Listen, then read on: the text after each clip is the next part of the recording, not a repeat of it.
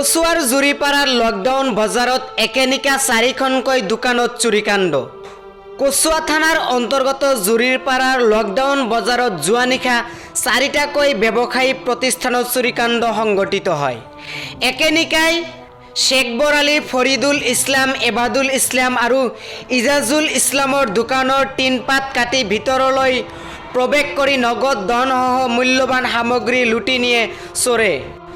উল্লেখ্য যে কচুৱা থানাৰ অন্তৰ্গত বিভিন্ন প্ৰান্তত বিগত কেইবা মাহ ধৰি সঘনাই চুৰিকাণ্ড সংঘটিত হৈ আহিছে যদিও আজিলৈকে কোনো চোৰক কৰায়ত্ব কৰিবলৈ সক্ষম হোৱা নাই কচুৱা আৰক্ষীয়ে।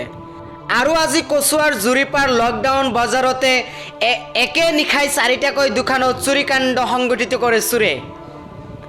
কচুৱাৰ পৰা মাইনুদ্দিন হকৰ ৰিপৰ্ট, অসম নিউজ লাইভ। মই ৰাতি 11টা বজাত মই দোকানতে আছিলোঁ। পিছত মই ঘৰত গৈ পেলাই খাই বৈ মই শুইছিলোঁ। পিছত ৰাতিপুৱা মোৰ ল'ৰাটো দোকান খুলিছে। সি ক'ব নোৱাৰে যে কেছত টকা আছে না কি আছে। মাল চাল আপোনাৰ দোকানৰ পৰা কিছু মাল মাটিত পৰি গৈছে, কিছুগুলা মাল ওপৰত আছে। তে ল'ৰাটো ভাবিছে যে যোনটো ইঞ্জুৰি ঢুকিছে নেকি, নিগুৰি ঢুকিছে নেকি, সেইকাৰণে মালটো পৰিছে। সি গম পোৱা নাই। যেতিয়া গম পোৱা নাই তেতিয়া বেলেগ দোকান এটা খুলিছে, খুলি পেলাই চাইছে সেইটো ইজাজুল ল'ৰাটোৰ দোকান খুলিছে। সিহঁতে আহি পেলাই খুলি পেলাই চাইছে যে টিনটো কাটা। পিছত সি ভাবিছে, সি কৈ আছে মোৰ দোকানত চুৰি হৈছে। পিছত মোৰ ল'ৰাটো চাইছে যে মোৰ দোকানত টকা নাই, কেছত টকা নাই। আৰু মই মছজিদৰ কিবা এটা মই জানিবলৈ থাকোঁ, মছজিদৰ টকা আছিলে। সেইবিলাক টকা কেছৰ তলতে থাকে।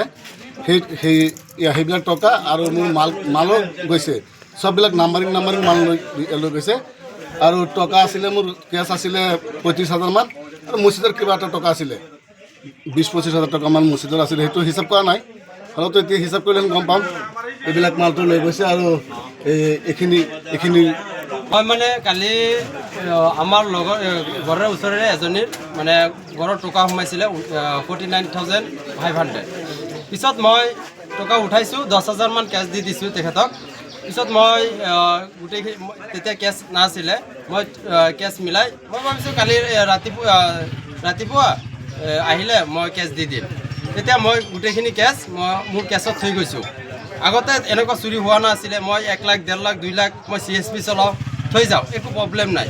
এতিয়া আজি যোৱা ৰাতি এনেকুৱা হৈ যাব মই ভবা নাছিলোঁ। মোৰ মিনিমাম 50,000 মান মোৰ চুৰি হৈছে। ৰাতিপুৱা প্ৰায় 8টা বজাত ঘৰৰ পৰা ওলাই আহোঁতে যেতিয়া মানে পাইছোঁ ইয়াত মানুহ কি ঘৰত মানুহ ইমান মানে সুধিছোঁ ভাইটি ইয়াৰ কি হ'ল। মোৰ দোকান ইজাজুল ল'ৰা এটা দোকানত চুৰি হৈছে। তাৰপিছত মই গৈছোঁ এই শেখবৰ আমাৰ দাদা আছে তেখেতে গালামাল দোকানত। কি ক'লে ভাইটি মোৰ দোকানত চুৰি হৈছে। পাছত মানে পিছফালে মানে টিন কাটি কেছত প্ৰায় 10-12,000 টকা মান আছিল, তাৰ এটা ভাণ্ডি আছিলে।